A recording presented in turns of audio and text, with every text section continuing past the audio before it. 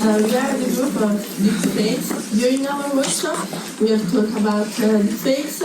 We have seen a lot of videos and a lot of images. We have seen a video of Tom Cruise, but after we have realized that it wasn't Tom Cruise, but it was just a deepfake of him.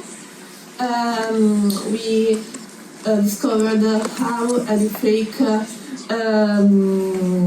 can be created, and also we read some articles about cyberbullying and also about deepfake in politics. But what is a deepfake? A deepfake is a digital photo, is a video, is a sound file, and we're gonna talk about all of them after. Of the real person, but edited to create an extremely realistic but fake. So it's not real, a deepfake. This is very important. File, so a video, a picture, or a sound file of them doing or saying something that the person in the deepfake file wouldn't say or do in real life. For us, it's hard to find a deepfake because I don't know if everybody, if you had the photos right. So we wrote down some techniques to see if a deepfake is really a deepfake. At first, we need to say that for us as normal people, it's not possible to detect a deepfake. You can't be 100% sure, you need special techniques to really know the true answer, but there are still some things you can look for. For example, the mouth doesn't move or doesn't move right to what is said in the video. Then no shadows. Sometimes the AI forgets to do shadows or does random shadows that doesn't match what you see. Also, too many fingers. I don't know if you remember, but a lot of people had like 6 fingers or the hand was looking weird. Also, a weird face, like blurred, or it doesn't match the person or what's doing in the video. And the opinion doesn't match the person. Like if a feminist would say something against a woman, then you would know it's maybe not the real person.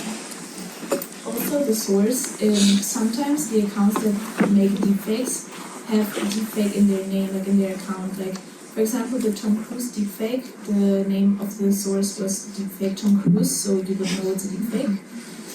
And also too many people, like in the picture with the military that we saw, there were just too many people. It was really unrealistic that there are so many people.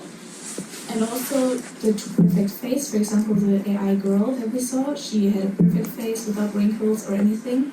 So this is also something people. But how does really professional people do it? For example, a lot of videos have watermarks that you can't see with your real eye, but have special programs to see them and to recognize that it's AI.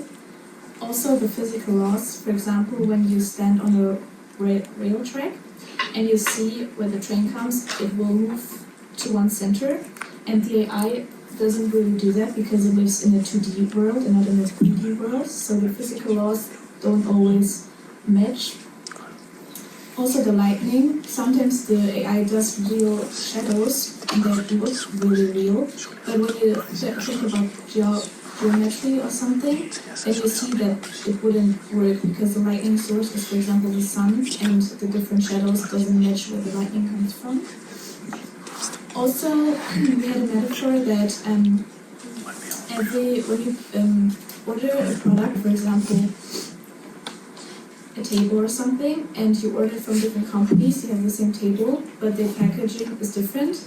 And we also have that for AI, like when you do the AI picture in a JPEG or a different format, it's different from AI to AI, and like this you can see. And also inconsistency in the audio. When the audio is too perfect, for example, the room is outside, then the audio can't be like you're in a closed room. So they can see when they analyze the audio that there are inconsistency in it.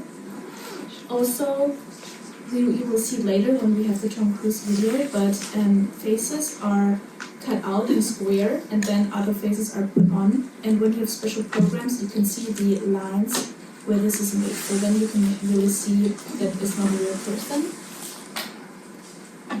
And yes, it's detectable with special gadgets.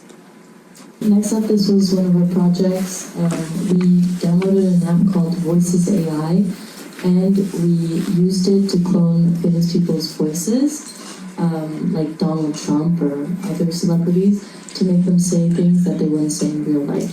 A good example that we have, that I will show it to you today, is Andrew Tate, who is a known, he has described himself as a misogynist, and you'll hear.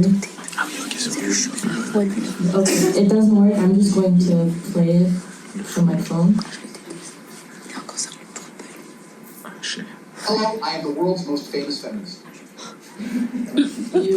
Did you hear it? Yeah. Okay. So obviously this guy would never say this in real life, and thanks to AI, we have the possibility now to recreate people's voices and trick people. So this is extremely manipulative and harmful. You can trick people into believing things that are not true. I don't know about you guys, but some of us have posted our voices on social media, like when we're doing vlogs on the private Instagram account. And scammers can use these voice extracts that you have posted online to clone your voice and scam your loved ones, like your parents, and ask them for money. So it's very dangerous, so just be careful. Okay, now we will talk about the different uses of deepfakes.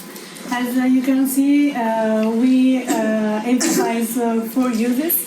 2 of these are good and 2 are bad. So we have education, entertainment and fun, misinformation and cyberbullying. Now we will watch a small video of Salvador Dali. I have a long-standing relationship with death. Almost 30 years.